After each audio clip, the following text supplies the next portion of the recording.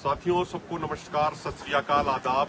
इस समय हम कर्नाटका के देवनहल्ली के पास एक गांव में है, चरणपट्टनम। यहाँ पे 1189 दिनों से यहाँ पे आंदोलन चल रहा है लैंड एक्विजिशन के खिलाफ, जमीन अधिग्रहण के खिलाफ। यहाँ पे कोई बड़ा रिसर्च पार्क, कोई एरोस्पेस पार्क बनाने के लिए यहाँ 13 गांवों की जमीन सरकार लेना चाहती है। लेकिन मैं आपको इसमें एक विशेष बात बताऊं, इस पूरे मामले में जो हम बार बार कहते आए हैं अक्सर कि ये सारी पार्टियां एक जैसी हैं जब बात किसानों की आती है। 2022 में जब बीजेपी की सरकार थी, जब यहाँ लैंड एक्विजिशन का ये पूरा कार्यक्रम चालू हुआ, उस समय जो विपक्ष के नेता थे, आज जो कर्नाटका के मुख्यमंत्री हैं कांग्रेस की तरफ से, सिद्धारमैया जी, वो विपक्ष की तरफ से यहाँ पे आए थे, बार बार सपोर्ट करने की बात भी कही, इनके एजिटेशन को, सारी बातें कही। लेकिन जैसे ही वो सत्ता में आए, उन्होंने भी वही पॉलिसी लागू कर दी जो बीजेपी कर रही थी। और यही चीज हम देख रहे हैं कि जिस तरीके से 2014 में सत्ता में आते ही बीजेपी ने 2013 का जमीन अधिग्रहण कानून बदलने का प्रयास किया और कई राज्यों में बदल भी दिया, और वो बदलाव करके कॉर्पोरेट के, कंपनियों के हित में और किसान के विरोध में जो नए नए नियम बना दिए, उसी तरीके से ये तमाम पॉलिटिकल पार्टियां चल रही हैं। आज जो देश के किसान को समझने की जरूरत है, वो ये समझने की जरूरत है कि भाई हमें जाति, धर्म, अक्षेत्र के नाम से ऊपर उठ के हमें किसान के नाम पे एकजुट होना पड़ेगा। और जिस तरीके से 1189 दिनों से ये भाई यहाँ पे स्ट्रगल कर रहे हैं, पूरा सत्याग्रह कर रहे हैं, इन्होंने कई बार मंत्रियों का घेराव भी किया, कई बार अपने तालुका का जो नजदीक पड़ता है देवनहल्ली, वहां भी इन्होंने घेराव किया, सारी चीजें करी, और आज भी बड़े मजबूती से डटे हुए हैं 13 गांवों के लोग।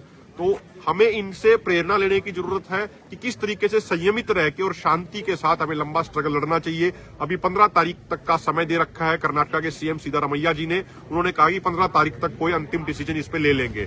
आज हम यहाँ पे कर्नाटका में जब आए हुए थे बेंगलोर में, तो हमें पता लगा कि इस तरीके से स्ट्रगल चल रहा है। तो यहाँ से किसान भाइयों का संदेश आया कि आप आइए। तो आज आदरणीय जगजीत सिंह डल्लेवाल जी के नेतृत्व में यहाँ पे हमारा एक पूरा डेलीगेशन आया, जिसमें हमारे तेलंगाना से वेंकटेश्वर राव जी हैं, हमारे सुरेंद्र भाई जी हैं, हमारे कर्नाटका से ही सुरेश पाटिल जी हैं, कैमरे के पीछे संदीप भाई जी हैं, और हमारे अन्य राज्यों के भी साथी हैं। और सबसे विशेष बात इन्होंने एक बात ये कही, इन्होंने यहाँ के किसान भाइयों ने कहा कि जब जगजीत सिंह डल्लेवाल जी दाता सिंह वाड़ा खनौरी मोर्चे पे 132 दिनों का ऐतिहासिक सत्याग्रह कर रहे थे, अनशन कर रहे थे, तो उस समय इन भाइयों ने यहाँ पे लगातार कार्यक्रम आयोजित किए जगजीत सिंह डल्लेवाल जी के आमरण अनशन के समर्थन में, एमएसपी गारंटी कानून के समर्थन में, और लगातार ये कार्यक्रम करते रहे। और लोकल मीडिया, प्रेस के माध्यम से वो कवर भी होता रहा, यानी देश के कोने कोने तक वो एमएसपी गारंटी कानून की आवाज और एसकेएम नॉन पॉलिटिकल और केएमएम के नेतृत्व में जो आंदोलन लड़ा गया, उस आंदोलन की आवाज और जगजीत सिंह डल्लेवाल जी के ऐतिहासिक सत्याग्रह की गूंज पहुंच रही थी।